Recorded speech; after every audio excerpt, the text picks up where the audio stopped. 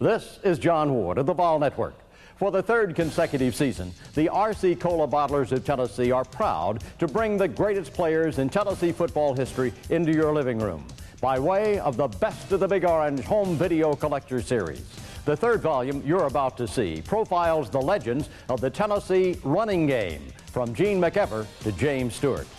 Over the next 60 minutes, we'll turn back the clock to the most electrifying runs ever made by these and other celebrated Vol running backs. You'll see familiar names like Watson, Jones, Laricella, and Webb, all gifted runners capable of turning a routine off-tackle play into 6 points. You'll see other names such as Finch, Powell, Thompson, and Wold, all of whom contributed to the history and tradition that is Tennessee football. So grab a cold RC, the official soft drink of the Volunteers, and enjoy the spectacular footage from a group of athletes who've come to be known as the Best of the Big Orange.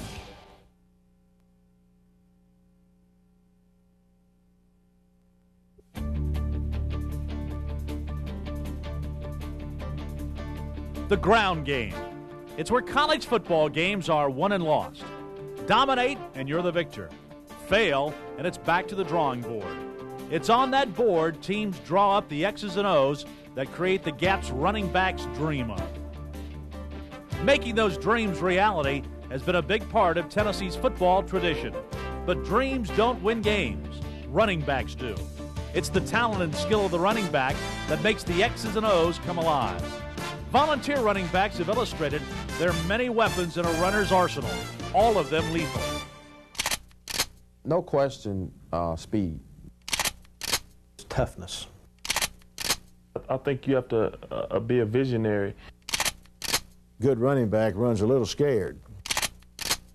I mean, you just absolutely have to be fearless.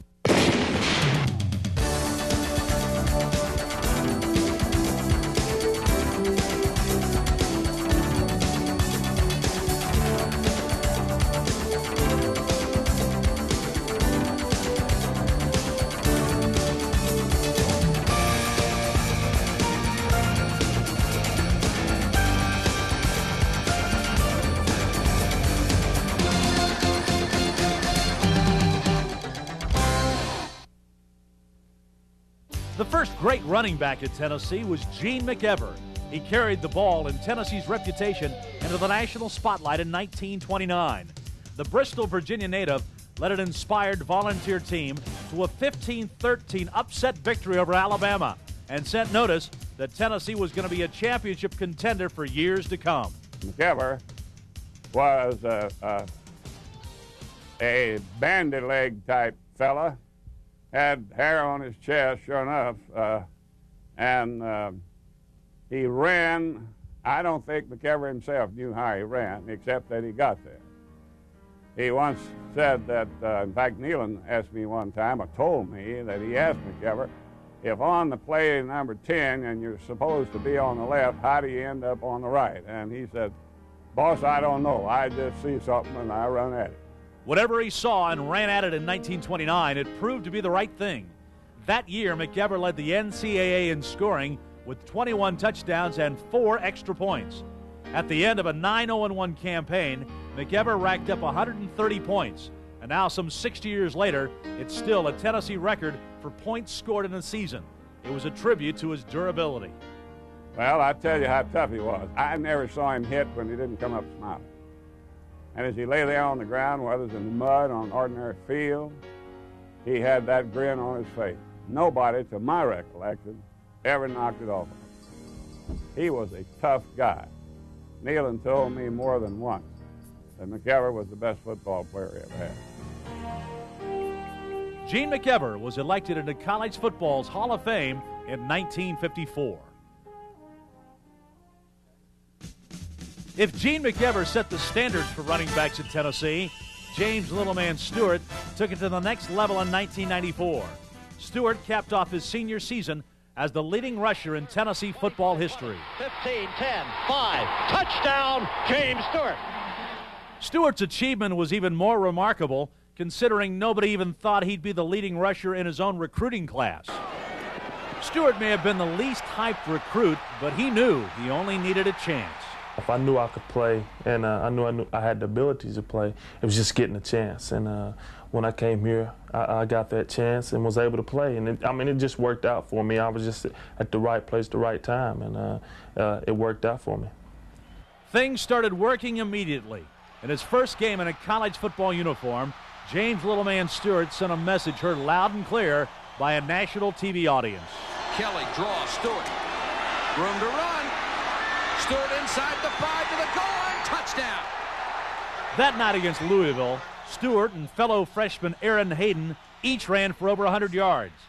Tennessee beat Louisville 28-11, and it was just a hint of good things to come from this talented young pair. Stewart continued to build on that first game's success. In his freshman year, he had 6 100-yard rushing games, including 215 yards against Ole Miss. Stewart's value was in his durability. He never missed a game in 4 years, partly because of the Volunteers' ability to rotate backs as Littleman, who split time with Aaron Hayden and Charlie Garner. But Stewart took advantage of his playing time and racked up big numbers, the most yards by any back in Tennessee history. It makes me feel real good to know that I'm amongst the best running backs here at the University of Tennessee. I mean, it makes me feel real good. I know that the record won't stand forever, but I was a part of, the history books, and that's just something that I'm proud of. Stewart from Morristown, Tennessee, became a Volunteer in part so his family could continue watching him play. They, like his Big Orange family, took particular delight in watching his stellar, record-breaking senior season. A big back at 6'1" and 220 pounds, Stewart had surprising speed. Many opposing defensive backs had an opportunity to read the name Stewart emblazoned on the back of his number 33 jersey. But there was another aspect of Littleman's game more familiar to most observers. I guess a lot of people around here would say going over the top or whatever. The dive over the top of the goal line or whatever. It's kind of been like a trademark of mine. After his patented touchdown dives, he may have found himself at the bottom of the pile, but he was on top of the heap when he left Tennessee. He was the leading rusher in Volunteer history with 2,890 yards in his 4-year career. Stewart continued another Tennessee tradition in 1994. He was a first-round draft pick of the NFL's Jacksonville Jaguars, extending the Volunteer streak of consecutive years producing a first-round pick to over a decade. Johnny Majors came from Huntland, Tennessee. Once on campus, the entire nation knew what the fans in Middle Tennessee had been talking about for years, a major attraction. The tailback in Tennessee's single-wing offense in the 50s, Majors was effective throwing the football, but he loved to run it. His darting style and aggressive approach to the game lifted the Volunteers from a losing season in 1954 to a run at a title the next year. Majors ran Tennessee to an SEC championship and a Sugar Bowl berth in 1956. And in the process, he finished second in the voting for the Heisman Trophy. He was a 2-time SEC Player of the Year and an All-American. Nothing can compare with being involved with a team and celebrating after a victory with your buddies or double dating or going out with the guys on the football team and agonizing and hurting and crying when you lost. I'd give up any trophy or any award and go back to start again just to be a part of the team. I can tell you that. Johnny Majors was elected to the College Football Hall of Fame in 1987. Another great name etched in the Tennessee record book is Hank Lauricella. Under the direction of the legendary coach Robert Nealon, Lauricella led Tennessee to an 11-1 record in 1950 and the national championship in the Dunkel Power Ratings. Tennessee won the AP and UPI national championship in 1951, and like Johnny Majors, Lauricella was the runner-up for the Heisman Trophy. Lauricella directed Tennessee's precision offense with grace and seemingly effortless ease. Lauricella was an artist on the field. His runs were things of beauty, like this stroke of genius against Texas in the 1951 Cotton Bowl game. Hank Lauricella in the tailback. He's going outside his own right end. He's up to the 25, the 30, into the clear, the 35, the 47, the 45, the 50. Down the 45, he's being hemmed in. On the 43, gets away again. He's down to the 35, he's still in the 30, down to the 25, he's still running. He's down to the 20, reverses the field once more. The 15, the 10, and he finally knocks down to the 5-yard line. That was the greatest run I have seen this year and one of the greatest I have ever seen in my life. Hank Lauricella, 83 in the newsreels to believe. The general was very, very proud of a picture that was taken by a Texas newspaper depicting this play in its early part, where the play was, I was still behind the line of scrimmage, but you can see virtually every Texas man either blocked or about to be blocked. Hank Lorisello was elected to college football's Hall of Fame in 1981. Every running back has his own distinctive style. Kurt Watson was as delicate as a jackhammer. Nicknamed the Crossville Comet, Watson churned his way up the rushing charts at UT. He broke Beatty Feathers' rushing records that had stood for over 40 years. He didn't do it with long, dazzling jaunts. Watson would rather run over you than run around you. As a kid growing up, I used to like to watch Jim Taylor with the Green Bay Packers, and I think I kind of fashioned myself somewhat after him because I didn't have great speed, and I didn't have great mobility like some of the backs that you see today, or even back when I was playing. But so I had to be kind of more of a power type runner. It wasn't uncommon for me to instead of trying to evade somebody, just to try to run over them. Kurt had a lot of the tangible things that an outstanding running back should have, and that he had the vision and he had the great balance, just unbelievable balance in his running style. But the thing that set Kurt apart in my mind was his just tenacity to not be tackled. And I know as an offensive guard, you did not want to be in front of him. You better block your guy and get him out of the way, because Kurt might hurt you both. Power eye left. Kentucky with an 8-man front virtually. Maxwell with the long count gives it over to Watson. Watson fights, gets through, has the ball at the 25, at the 20, at the 15, at the 10, at the 5. Give him 6. Touchdown, Tennessee. Kurt Watson. Kurt Watson's longest touchdown run was 26 yards against Kentucky. And while the TDs weren't as dazzling as others in Tennessee history, the end result helped the Volunteers win many big, memorable games. Well, our Georgia game in Athens in 1969, I guess, was one of his better performances, where he really carried the load of that game on a rainy, nasty day, and here was that heavy-legged back you're looking for on a rainy day, and we had him. It was those heavy legs that churned out 197 yards, another Tennessee record. Watson's longest run of that day was 49 yards. He only scored 1 touchdown, but he dominated, especially in the fourth quarter. I got off to a bad start with an early fumble that gave Georgia an easy 3-point field goal. So I was kind of angry with myself for that, and I guess I was in a mindset of, well, I've got to do something to get back what I've caused, to make some contribution after putting us behind. As I said, it was raining very hard. It was very muddy, and the plays that we had called were mostly the veer option plays. And I was the first back through. I got the ball on numerous occasions on that play. The Georgia defense never seemed to adjust to get the defensive tackle to close the gap, and I got some fairly long gains off of that one play, just over and over, it seemed like.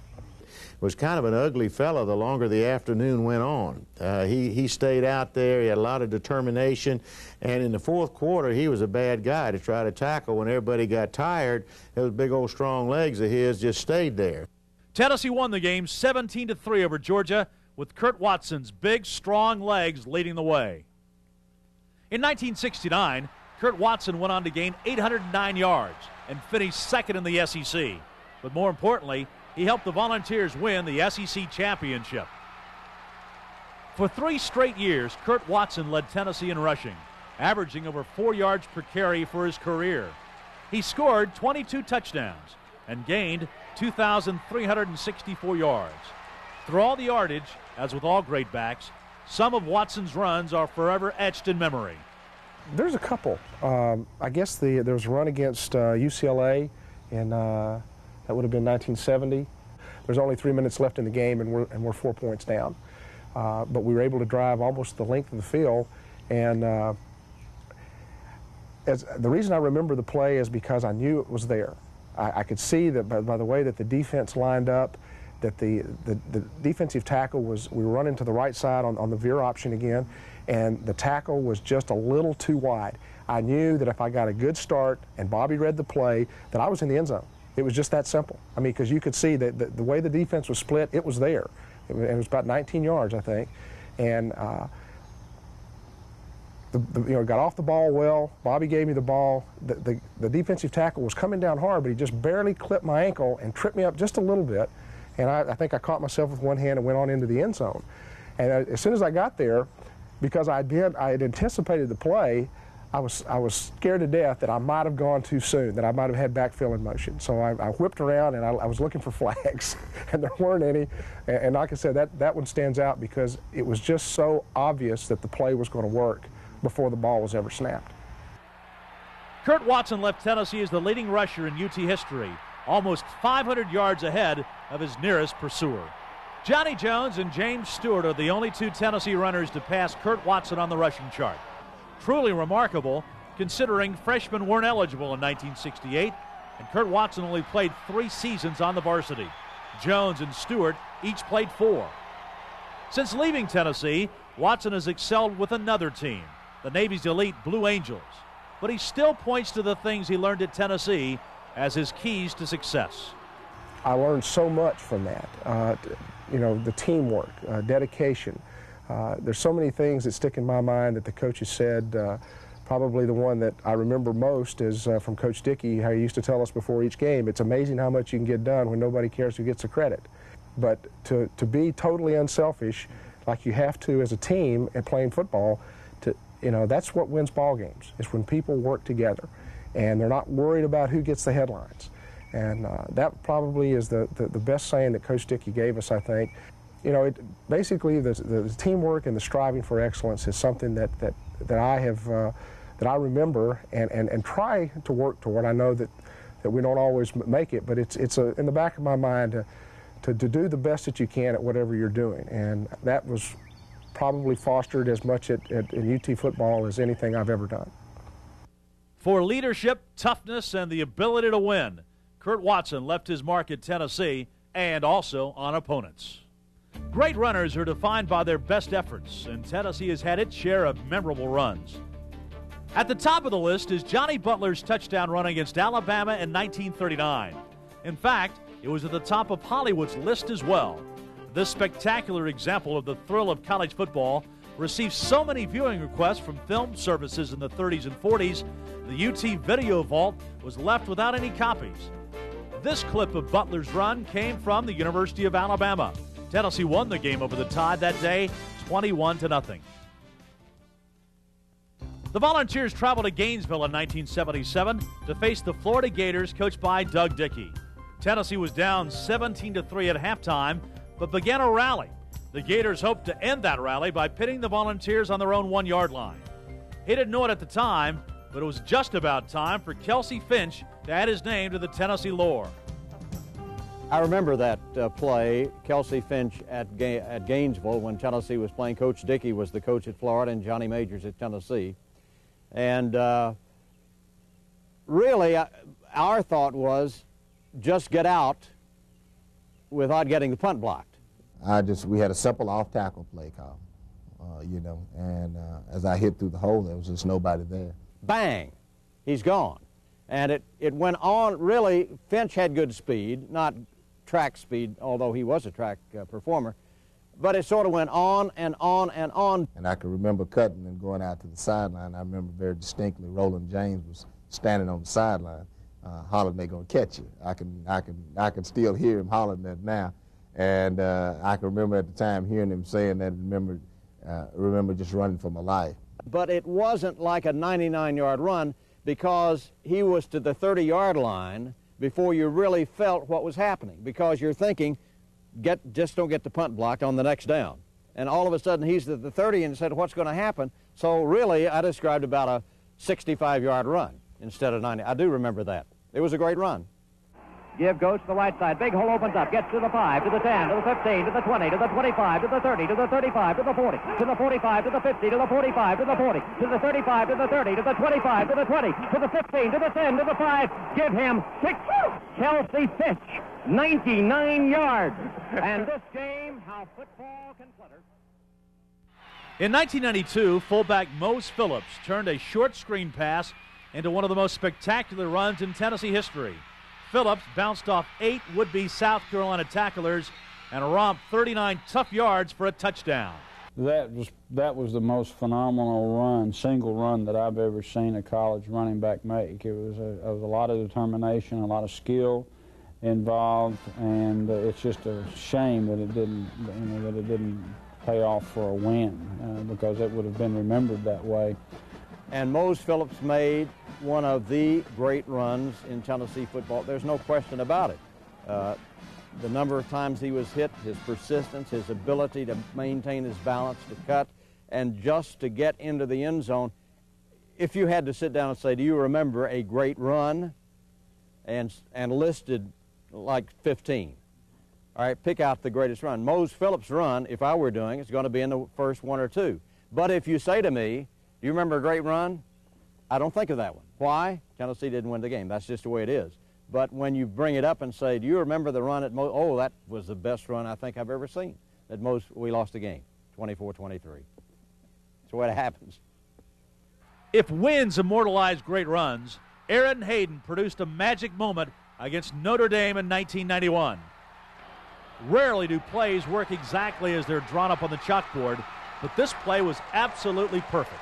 Notre Dame jumps into that 3-man defensive line, but here comes that safety blitz. Back to throw is Kelly. Kelly throws the ball full down at the 35, down to the 20, down to the 15, down to the 10, down to the 5, down to the 4, down to the 3, down to the 2, down to the end zone.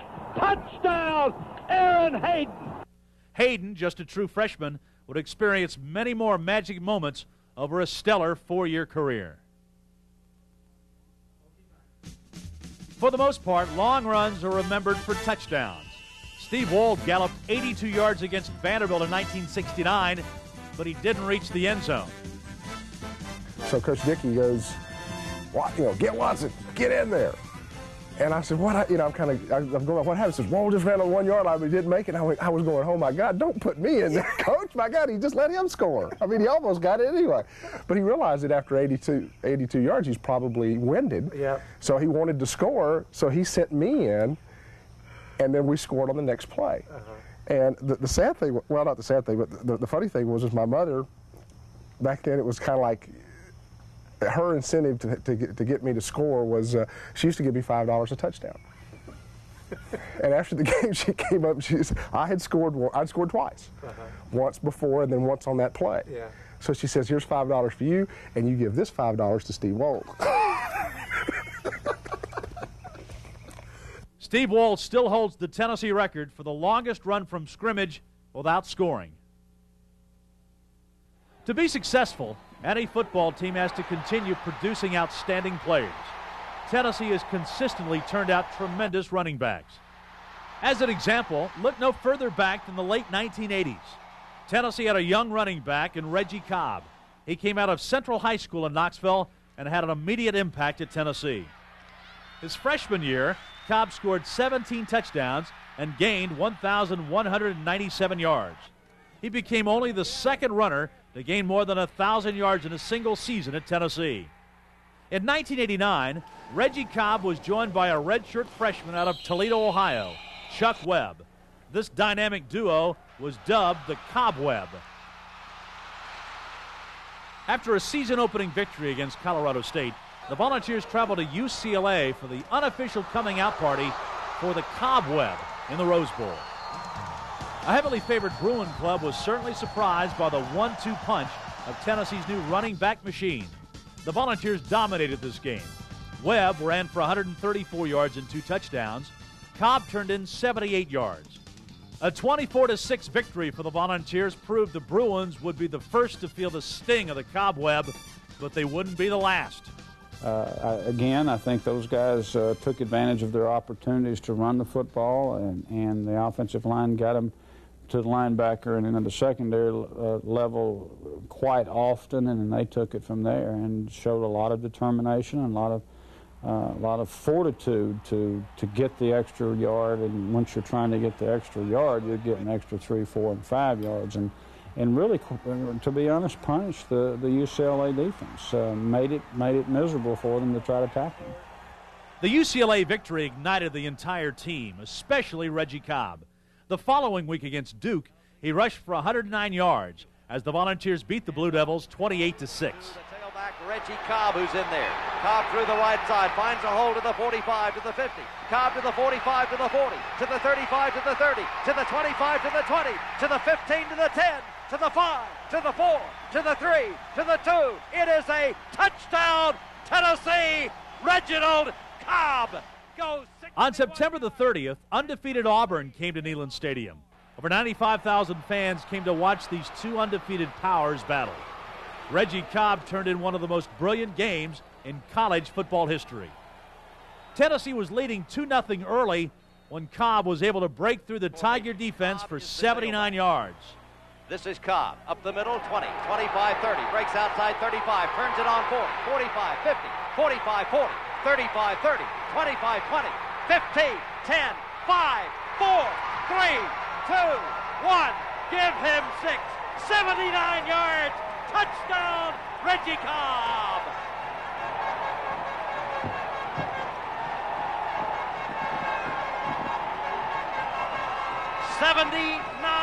yards. Kelly handed the ball to Cobb, and there he went. Woo! What a run, John. I'll tell you what's true.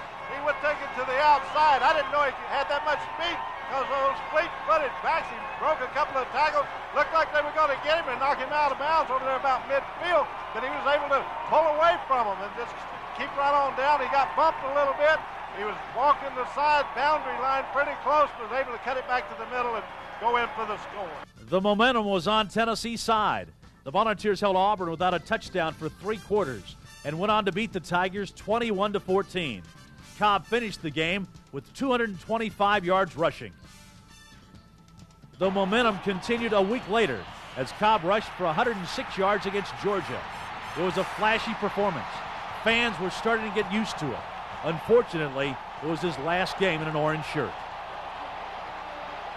After violating team rules, Cobb left the Volunteers in the middle of his junior season. His numbers still stand up against many who had more than his 2.5 years to prove themselves. 2,360 yards and 26 touchdowns. That was the kind of runner Reggie Cobb was. When he left the team in the middle of the '89 season, Tennessee turned to Chuck Webb. No longer the other half of a duo, Webb was ready to solo, and Tennessee didn't miss a beat. Half-yard line. Pitch will go to Webb, sweeping the corner. Looks for a block at the corner. Breaks a tackle at the 30, 25, 20, 15, 10. Cuts back to the 5. Let him have it. Touchdown, Chuck Webb. Chuck, again, just brute strength and speed. Again, at the time I was there, nobody even close to him. He was strong, extremely strong-legged. He was fast. And he worked his fanny off on the practice field. I think maybe got into some things that he shouldn't have off the field, but on the field he was a coach's delight. Kept his mouth shut. He was a lot like Johnny in that respect, Jones. Kept his mouth shut and worked. And as a coach, that's what you appreciate. Do anything you ask him to do on the field. Webb reeled off a string of 100-yard games. 100 against Alabama, 132 against LSU, 162 yards against Akron, and 143 against Kentucky. If ever there was a natural, it was Chuck Webb. I'd say the best runner that I've seen at Tennessee is Chuck Webb, who played only really a little over a year. But Chuck Webb had that little something extra to turn a decent gain of 6-7 yards into more. Against Ole Miss, Webb had a career day. Out of the wishbone. It will be an 8-man line by the Rebels. Kelly, handoff, Webb, dives, fights, twists, turns, give him 6. Touchdown, Chuck Webb. Tennessee was trailing 21-20 heading into the fourth quarter. The Volunteers pride themselves on a balanced attack. And this day it was balanced because Chuck Webb ran as much left as he did right and also up the middle. 294 yards, a new school record, belonged to Chuck Webb. He also carried the ball 35 times as the Volunteers beat the Rebels 33-21. Webb. Webb 35, Webb 30, Webb 25, Webb 20. Webb carries the ball to the 15. Webb carries the ball to the 12-yard line. First down, 10, Tennessee. Chuck Webb carries the ball for the first down. What a brilliant slashing run. Kelly, handoff. Webb dives, fights, twists, turns. Give him 6. Touchdown, Chuck Webb. Someday Webb will break a long, long run. He has one long touchdown run. Here's the give to Webb. Webb breaks it to the outside. Webb has the ball at the 40. Webb up to the 45, down to the 50, down to the 45, down to the 40. Webb carries the ball to the 35 and is shoved out of bounds at the 31-yard line. Almost had it, Bill. Well, Chuck Webb had all the attributes of being a great back, really. From the first game or even the first practice, you just felt it. Some people have it. Some people are outstanding players. There are not many stars. Chuck Webb was a star. Webb capped off his brilliant freshman season, leading Tennessee to the SEC championship and a berth in the Cotton Bowl against Arkansas. Webb had one of the top performances in UT Bowl history. He earned Most Valuable Player honors in the game as he rolled up 250 yards. Tennessee beat the Arkansas Razorbacks 31-27. Webb earned All-Star recognition for his efforts in 1989. He picked up right where he left off in 1990. Playing in the Disneyland Pigskin Classic against Colorado, Webb was a key to Tennessee's fourth quarter 21-point rally against the eventual national champions. Webb rushed for 131 yards and 2 touchdowns against the Buffaloes. Settling for a tie seemed easier to take on this day after witnessing such a stellar performance from Chuck Webb. The home opener for the Volunteers was the following week against Pacific. Webb scored a first quarter touchdown, and Tennessee was driving for another score. Touchdown, Chuck Webb. Webb, as usual, trying to get more out of a play than what was there. And when it was over, he came up shaken. A very rare sight. Chuck Webb had injured his knee, an injury that cost him the rest of the season, and as it turns out, his career at Tennessee. While he played just over a year for Tennessee, Chuck Webb still remains one of the most gifted players to ever carry the ball in an orange shirt. Just as Webb had to do for Reggie Cobb, now Tony Thompson had to step in and fill the void for Chuck Webb.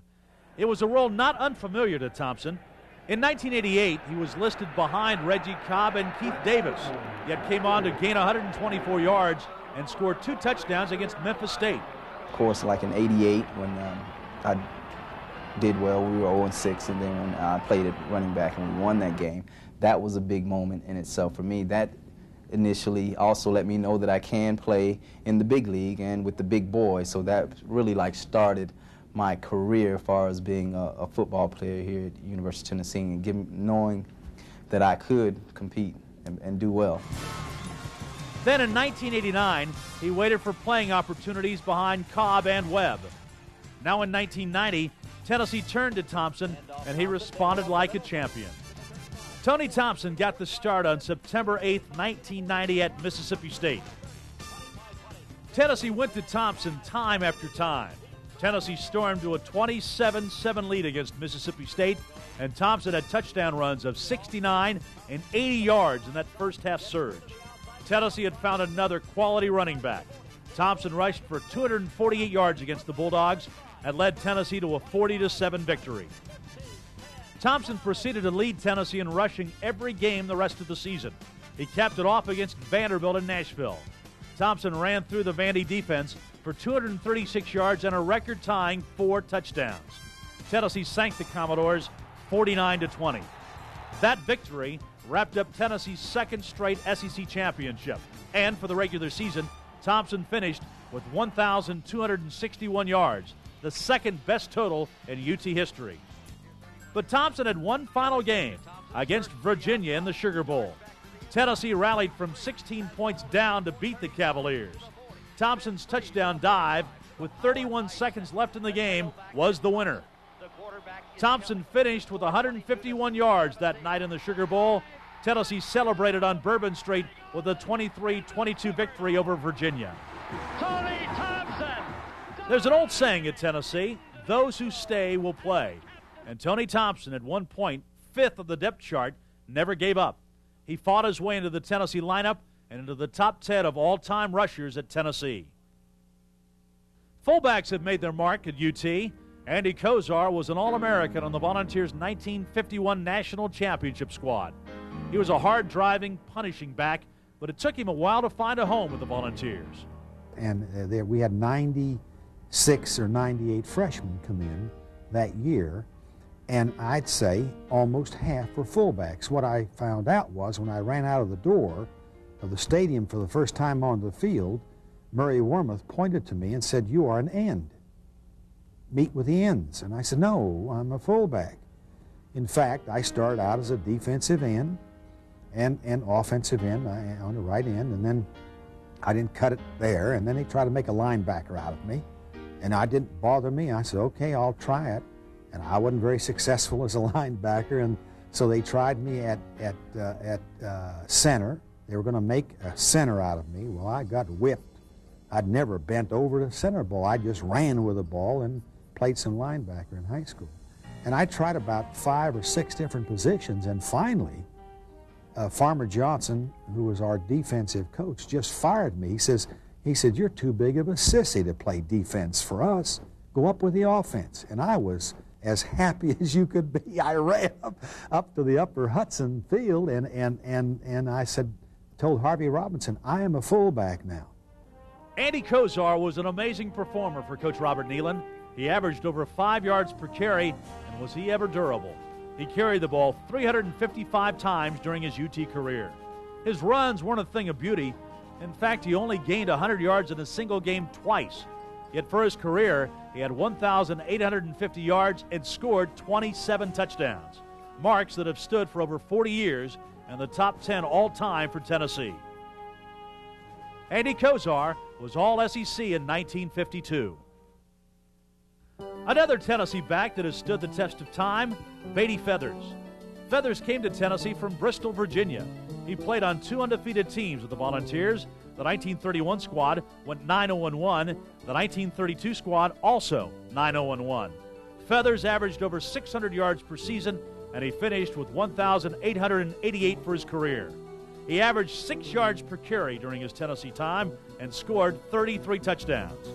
Beatty Feathers was inducted into the National Football Foundation College Hall of Fame in 1955. After Feathers came another Hall of Famer, George Bad News Cafago. He arrived at Tennessee from Scarborough, West Virginia. Cafago was bad news for defenders trying to tackle him. Tough as the mountains of West Virginia, Cafago led one of Tennessee's all-time great teams. The 1938 Volunteers went undefeated, 11-0. They won a national championship and an SEC crown. Cafago led the 1939 team to an undefeated regular season. In fact, the 1939 team was unscored upon. They won the SEC championship and earned a trip to the Rose Bowl. George Cafago was a 2-time All-America at Tennessee. For his career, he averaged 6.1 yards per carry and gained 1,589 yards. Cafago also returned kicks and later went on to become one of the premier kicking coaches in the country. George Cafago was inducted into the National Football Foundation and Hall of Fame in 1969. There are plenty of big runs in Tennessee history, but one of the biggest came in 1983, the Alabama game at Legion Field. Well, I guess I had to really set Alabama game. I was nothing like beating Alabama. So I have definitely enjoyed that. So I'll always remember that regardless. You know, the other runs that I made it, some of the runs for longer, but nothing like the 66 yard. This was a wild shootout, but the game came down to 1 run in the 4th quarter. The game was tied at 34-all when Johnny Jones took this pitch from Alan Cockrell and marched into Tennessee legend. Apparently man-to-man coverage on those 2 receivers. Now here comes the blitz. Tennessee pitches to the tailback. He's at the 40. He's at the 45. He's at the 50. He's at the 45. He's at the 40. He's at the 35, 30, 25, 20, 15, 10, 5. Touchdown, Jonathan Jones. Johnny Jones, the punt for Tennessee. Gets the pitch. I couldn't believe how open the field was. The only thing in the back of my mind, don't let them catch you. They didn't. and Tennessee beat Alabama 41-34. The game winner for Tennessee, Johnny Jones, long touchdown run in the fourth period. Johnny, tell us about the play. It was a play in which Alan Cockrell checked off, didn't he? Right, he checked off because we played first going to the right, and he checked off to the left to see which defense they was in. Then he offed the ball off to him, and I seen a big opening. I seen McGee come up. I just slowed down a little bit and seen his block. Then I just cut back on the inside and ran to the end zone. When you came around the corner, there was nobody there. You just had made one cutback, didn't you? Right, Johnny Jones was a quiet young man out of Mumford, Tennessee. Like the pickup truck he drove on campus, he wasn't flashy, but he was just fast enough and dependable enough to get where he needed to go. Usually for Jones, he was headed north and south in the general direction of the end zone. Well, Johnny, I think, was the, I don't think I know. Johnny Jones was the best off-tackle runner that I have ever been associated with. The off-tackle play. Wasn't real good on the sweep. Didn't have great hands. We didn't throw him the ball much. But to take the ball back and give it to him on an off-tackle play or a counter play, none better. He had that knack of running right up through a blocker and then making just that little quick cut. But he, I believe, got more out of his natural ability than anybody because he worked so hard. Hit the weight room, worked hard in the weight room, worked hard in the off-season program. Tough young man. Johnny Jones became the first running back in Tennessee history to gain over 1,000 yards in a single season when he went for 1,116 in 1983. Touchdown, Johnny Jones. Jones came right back with 1,290 in 1984. Johnny Jones is still the only running back in UT history to rush for more than 1,000 yards in back-to-back seasons. When he left Tennessee, Jones owned 8 school rushing records and was the leading rusher until James Stewart passed him a decade later. 3 times, Johnny Jones went over 200 yards in a single game. His best effort, 248 yards against Vanderbilt in 1983. We'll come to Johnny Jones 30, Jones 35, Jones 40, Jones 45, Jones 50, Jones 45, Jones 40, 35, 30, 25, 20, 15, 10, 5. Touchdown, Tennessee! Johnny Jones was durable like all good backs. Johnny really, if you only ran him 12 times, was a very average back. He got better as the game went on, and a lot of his big runs came at the end of a 25 to 28 carry day. 4 times, Johnny Jones carried the ball more than 30 times in a game. Against Rutgers in 1983, he carried a school record 41 times, the only player in Tennessee history to carry it 40 or more times in a single game. Tennessee running back Johnny Jones set a single-game rushing record with over 230 yards. Johnny, congratulations, and I guess you must be a tired young man right now. Oh, yes, I am. I need a little rest, and I think I feel all right. But during the game, you were running hard. I guess that had to feel good. Oh, yes, you do. You know, I just make the first down. It really make you feel good then. Going into the game, you had to know that the Tennessee running back situation was in trouble because of the injury, so you're going to have to play quite a bit. Oh, yes. You know, Coach Major told me at the beginning of the week when we started practice, asked me could I carry the ball 30 or 40 times. I told him, yeah, Coach. Then he said, well, Dorsett carried it 39. You think you can do it? I said, yes. He said, we'll see then. That's all right. A 2-time All-SEC running back, 13 times he rushed for more than 100 yards in a game. Johnny Jones led the SEC in rushing in both 1983 and 1984 and passed Kurt Watson as the all-time leading rusher in Tennessee history when he left the Volunteers. The day that that Johnny surpassed me, I couldn't be at the ball game because I was with the Blue Angels at that time, and we were doing air shows every weekend. And I sent him a telegram and congratulated him and said, well done. And, and I even expressed to him, I'm surprised it took this long, but I'm glad you got there. You know, keep it up, keep winning. Johnny Jones had a truly outstanding career, but he will always be remembered for his spectacular run to beat Alabama in 1983. Any good running back wants the football, and there's no better example than William Howard against Ole Miss in 1986. The burly fullback had to carry the load because of injuries to other running backs. Tennessee turned to Howard time after time. 16 straight times he carried the football, and Ole Miss couldn't stop him. He established an NCAA record with those 16 consecutive carries and capped off the amazing string with a 3-yard touchdown as the Volunteers beat the Rebels 22-10. Howard had other fine games for Tennessee as he led the Volunteers in rushing in 1986.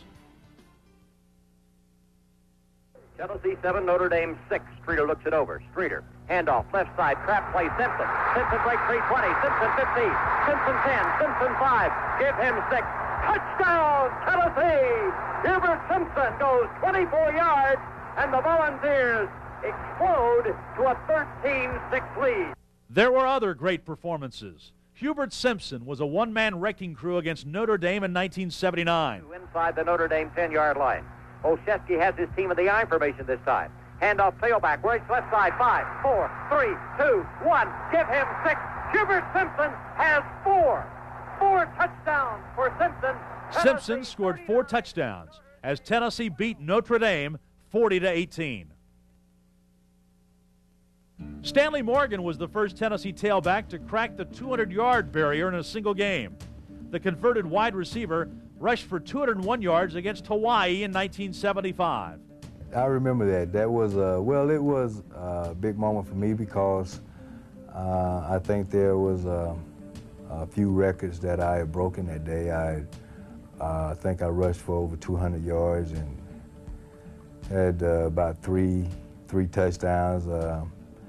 Had a punt return for a touchdown. So it was a big game for me because I think I was injured at that time, and it was one of the few games that I came back where I was at full speed again. So it was a pretty big game for me. At the Sugar Bowl in New Orleans, it's football time in Tennessee. The 1986 Sugar Bowl remains as one of the biggest wins in Tennessee history. The underdog Volunteers dominated the Miami Hurricanes 35-7. And in a night of big plays, Jeff Powell turned in a magnificent run that sealed the victory. Well, most people say that was the nail in their coffin. And so Tennessee will have it first down and 10 to go at the Volunteer 40-yard line. As I can recall, the play was what we call 6 or 7 in the huddle, and frequently we would call 2 plays in the huddle. Really, it's one play, the same play to each side, and we would come up to the line of scrimmage, see what the defense gave us, and we would take it. So, as I recall, they had 3 men on the left side and 4 on the right, so we went with 7, which is an off-tackle play off the left side. When the play, I couldn't hear Darryl. I couldn't hear the signals at all. But since we had practiced all year, I was used to his cadence, his head movement, and his style, and I could hear or really actually kind of feel when he said hut. Tennessee into an I formation, leading 21-7. At that time, I saw George Maurer, who was their middle linebacker, blitz. And so I knew I would have to take the handoff a little wider than normal. So I stepped out a little wider and and Darryl came to me and gave me the ball. As I recall in that play, Bruce Wilkerson, who was our left tackle, looped around Harry Galbraith, who was our right guard, and took out I think Jerome Brown, who was their nose tackle. Harry crossed Bruce and took out their tackle. So that opened up a hole. And with the linebacker blitzing and the way that our guard and our tackle blocked in the hole, the hole opened up.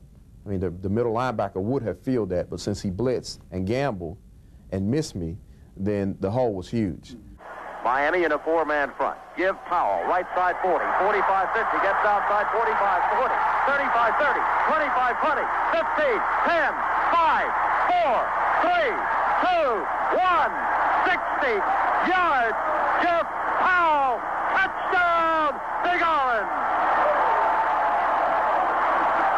Tennessee, 60 yards, big block, Bruce Wilkerson, 6'5". 258 junior, Philadelphia. Big hole. Powell just comes roaring down the greensward of the Superdome and Tennessee leads Miami 27-7. I mean, I just heard a roar. I mean, at the moment that I broke free, I just heard a big roar. And it's not something really that you concentrate on, but you nevertheless you can hear it. I just wanted to get into that end zone, and I ran with all that I had to get there.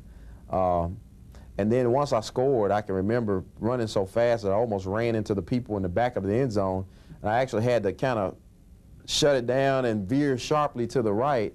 And then I can remember my teammates just jumping all over me. It was a great feeling. Powell contributed to Tennessee's SEC championship season in 1985, but never more than he did in that Sugar Bowl game. On the night, Jeff Powell gained 102 yards and will be remembered for the run that sealed the Sugar Bowl victory. People say it was the greatest run in Tennessee history. I mean, that's quite an honor. One of the most productive careers belonged to Charlie Garner.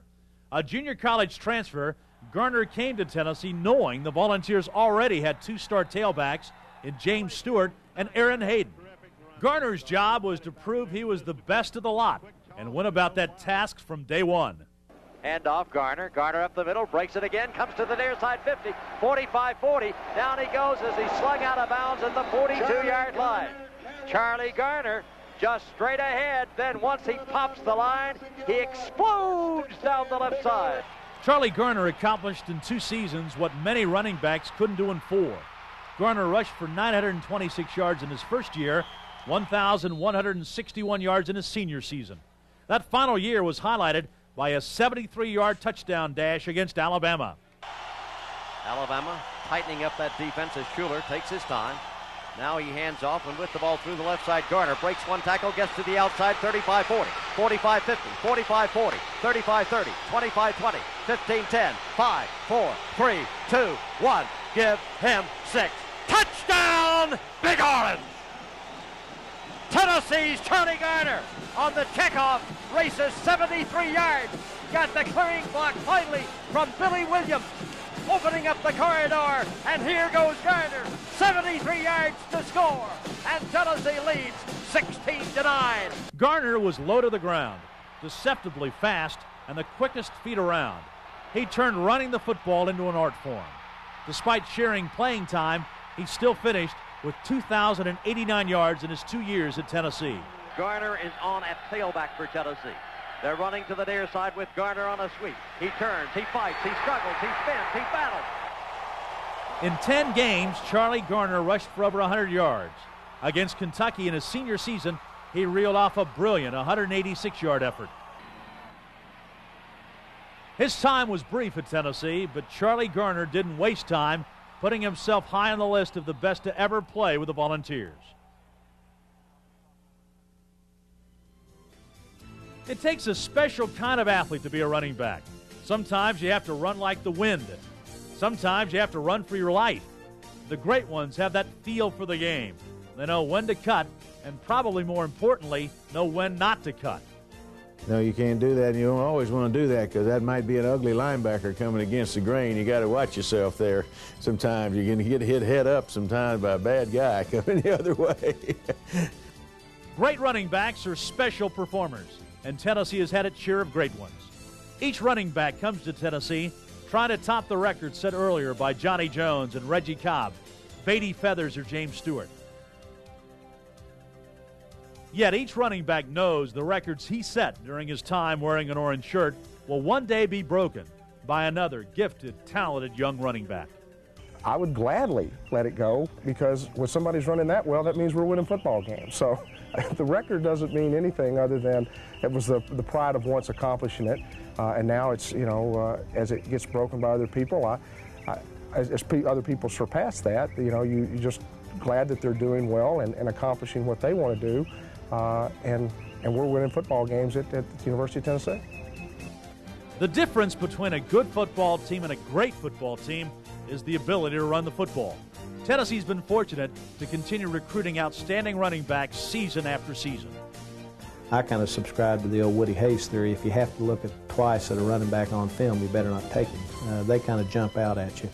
It's not a hard sell at all. We want the people here that want the football, that want to make a difference, that want to score every time they have the football. To be first in rushing every year is one of our goals as an offense, because it just opens everything else. If they can't stop you from running the football, the weather, the injuries, other things aren't going to affect you nearly as much as it could if you were